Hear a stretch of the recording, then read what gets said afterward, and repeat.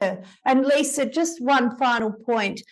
If you're speaking to parents and trying to get them to understand or build up trust, how would you advise them to go around building that trust up with the school so that they trust the school in those situations to support their child? And, you know, like I say, these situations may not necessarily be traumatic, but to the child or the teenager that day, it is everything. And they're not getting to go home and offload to older brother, sister, mum or dad.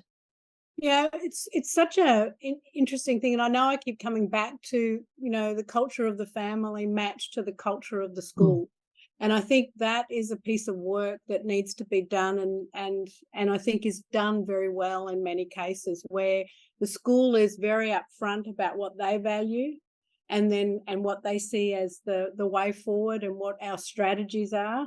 And the parents are then also bought into that sort of tent and given some information. And I know I have grown enormously from my experience in working with certain schools.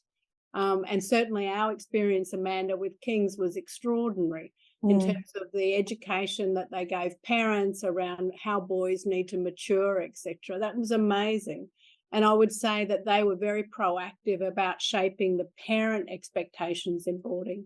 One of the things that I saw recently in another school was they used a subscale to try and help parents have the same dialogue with kids. So that's a scale where you say, so how bad is it? Not unlike what Ruby was flagging, you know, is this sort of on a ranking from 0 to 10? Where is this problem? What do you need me to do? Is this a jump in the car moment, or is this actually just let's sit and listen? And it was something that they were doing as a whole boarding cohort. The other thing, I'll just flag one more thought for parents is that we're talking a lot about individual kids, but I think the culture of a year is also a thing.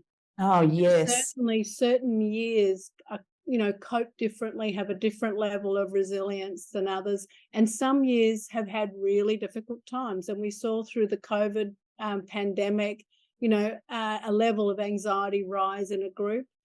We see different events in the world shaping different levels of stress and tolerance in groups. And I would say where there are catastrophic events that can happen in a boarding school, even major changes in the leadership, all of those things change the way that the boarding house culture looks. And it's just really important that everyone's transparent about communicating them, putting the red flag up, saying, look, we've had a major change here. We've had a shift here. We've got a problem. We've had a flood in a basement, whatever.